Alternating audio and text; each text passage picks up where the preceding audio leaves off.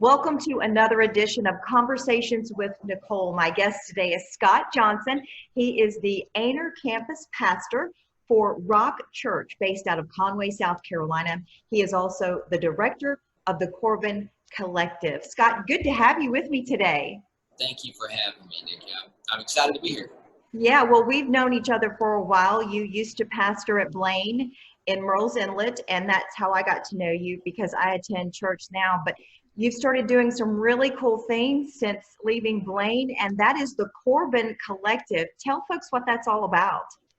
Yeah, so the Corban Collective was it started kind of a venture.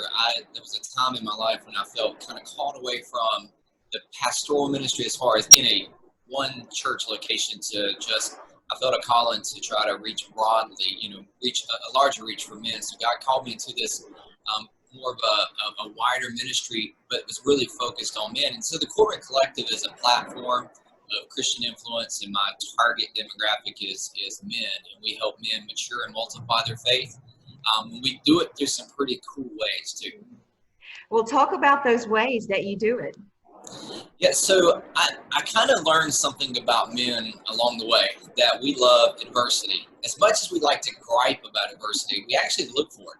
I noticed that there was a season of my life, and I'm into adventure sports and stuff, that people sign up and pay money for someone to create adversity. We see this with marathons, 5Ks, no matter what the level is, the rise of the Spartan races, the Tough Mudders. And so I'm with a bunch of guys, and we do all these things. And I was like, I think this is an opportunity to use adversity to kind of as a metaphor. So we create adversity for men in different levels. Some of it's no adversity at all. It's like a beach retreat. So we do, a beach retreat, but we also do a mountain event where we create an orienteering course for a day hike.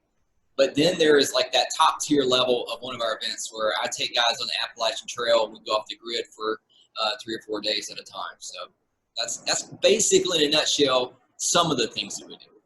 And through the adversity, you say you have camaraderie and you go to a deeper level spiritually to help men grow in many ways. Yeah, I've always said it this way. Women like to talk face to face. Men talk through a windshield. If you got a dude and you got to have the conversation, just get in the truck. We're just going to go for a ride. And men communicate shoulder to shoulder. Yeah. It's just kind of how we wired. But if you can get dudes together, shoulder to shoulder, whether it's a common goal. And so when we talk about fabricated adversity, it's kind of a core ingredient of what we do. It's simply to give men a challenge, because men love to be challenged. And we put a challenge. Hey, we're going to go hiking on the App Trail, or we're going to do an orienteering course. Putting guys together gives them shoulder to shoulder. And so we program times to talk about the spiritual adversity. And so, what we're trying to achieve together provides an opportunity. And to be honest with you, I'm going to say something that's pretty, probably controversial. That is the core of what I believe and what I do. I come to understand that the Christian church was failing men. And then on the other side of that statement, the back half is this, that Christian men were failing the church. And what I mean by that is I felt like the Christian church was failing men because it wasn't providing an arena for men to get their hands dirty. It's just, hey, come sit in a row, sing the song, clean up, look the part, do the part, you get credit. Well, we're finding that doesn't build disciples, and we know that. But Jesus in Matthew 4:19 said to some dudes, hey, come follow me, and we're going to get shoulder to shoulder, and you're about to experience some incredible adversity, and we're going to learn along the way. So as both a male and a Christian, and I was kind of at that point, like, well, what can I do to help reach men maybe outside of the church? And so that was kind of the genesis, and that's kind of, the backdrop of what we do. I think that you pointed something out. Sometimes we think church and ministry is just supposed to fit in this perfect little box, how it's always been.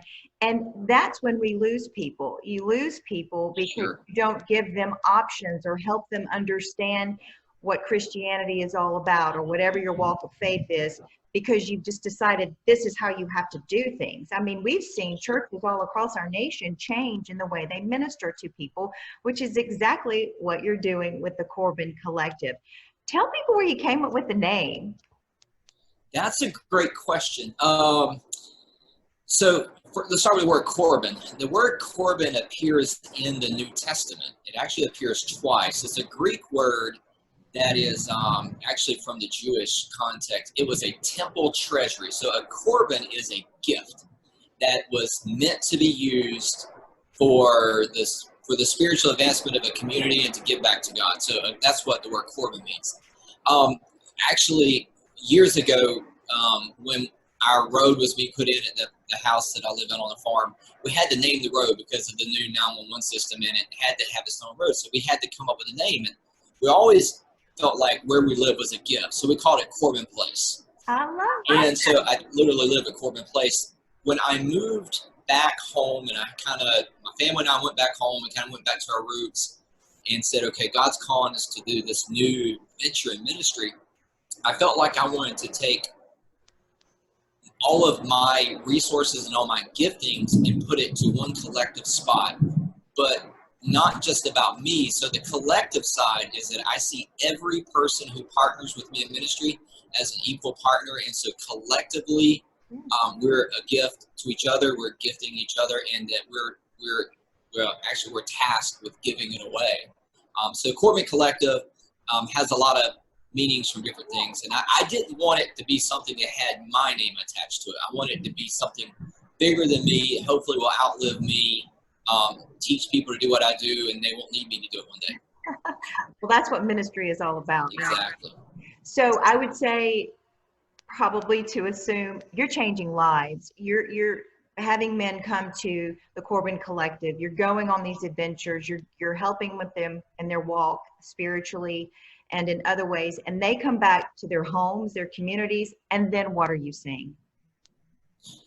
So I find that if men can come to one of our events, so we have a tagline that we use for our events, which is they come for the adventure and they leave with purpose. That's our goal, is to help men find their purpose, like that sweet spot of their life that they're uniquely created. So they have passion and burdens. That passion gets you up in the morning. That thing I got to get it. I got to do it. I know that's not good grammar, but I got to do it. And then there's like that burden. That's something I have to do. Mm-hmm. And mix that with their talents and then their context and so that's what we want to send men out with, an opportunity to go back home and say, like, where is your greatest leverage point, so that for the conspiracy of the good together we can have the greatest impact. Because I believe as a disciple, you're not a disciple until you make disciples, until there's second, third generation, because not, you're just following.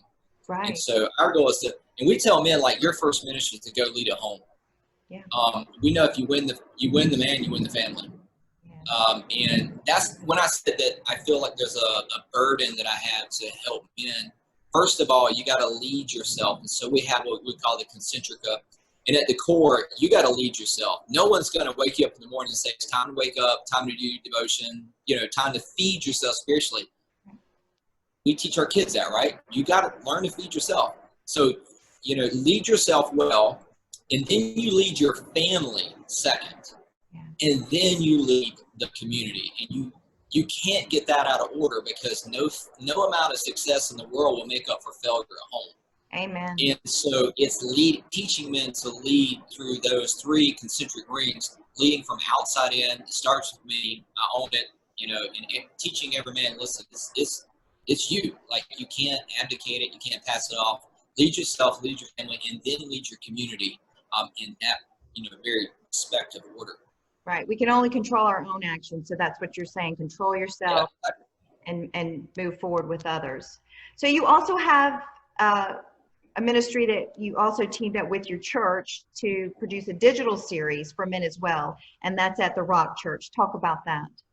Yeah, so I'm one of the pastors here at the Rock Church, and we're a multi-campus church, and we have church in different locations. But digitally, that we're really digitally oriented, and so we've kind of partnered together, and so bring Corban Collective here to the Rock Church, and we partner to help influence men and to help lead men and disciple them. And so not only do we do events, but we do, I kind of like what we're doing right now. I have conversations with men, and then we have some other things planned in the future for kind of more like one-day on-site stuff. But we just know that together that, we're able to do more together. So it's a really cool partnership. And so I'm excited to benefit on both sides of that. So it's kind of my two worlds collide. So I'm, putting all that together. That's a good collision. Well, that's the beautiful thing about digital and about conversations like you have within your church and with the Corban Collective and that we're having today. You can reach a lot of people. You don't have to go to an event or show up at a place. You can get in front of a computer or your phone and get informed, and it's all become better people for our families and for our communities. Sure. Listen, yeah, we find that the digital platform really, it creates opportunities to meet men right where they are, like today. Like, we have several events come up in the fall, but so what are we doing today? That's the question. Like, don't wait for that next event. Like, your next step is today. And so that's something we're trying to work on. And it's something that we're looking to get better at too. well, we can all do better, right? So we're going to all try to do better. Listen, you're feeding the soul, you're feeding men's lives so that they can in turn be with better for their families and of course in their churches, in their communities, and just overall. And that's what I think is beautiful about what hopefully we're seeing more of today is let's start with ourselves to make ourselves better so that we can turn around and help others. So I want to thank you for your time today to tell us about the Corban Collective. All the information about Corban Collective and the Rock Church is in the description below. And hopefully more people will be coming to the table, so to speak, to learn more about what you're doing. And check back in with us maybe later and you can tell me how things are going. That would be great. I'd love to come back and tell you, this fall in 2020, we're excited to have actually 3 events planned. And so when I talked about the fabricated version, and that sometimes scares some guys off, but it's actually very tiered. There's the beach retreat, which is super casual. We challenge each other more spiritually than physically there. And we do that at Fort Caswell in North Carolina, which is an incredible scene to do that. We also have room at our mountain retreat, which is up in Montreat, North Carolina, near Black Mountain. Yeah. And it's just really incredible. It's a day hike. We stay at a lodge, and I'm not going to make you sleep outdoors for that one. But we also do the app trail, but that event sells out like literally in an hour.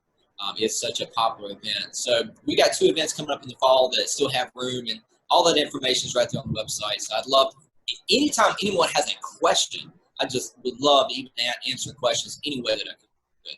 That's awesome, Scott. Thank you for sharing that information with me today. I've enjoyed our conversation, and I hope to see you again real soon. Thank you so much for having me. All right, and that's going to do it for this edition of Conversations with Nicole. We hope you have a great day.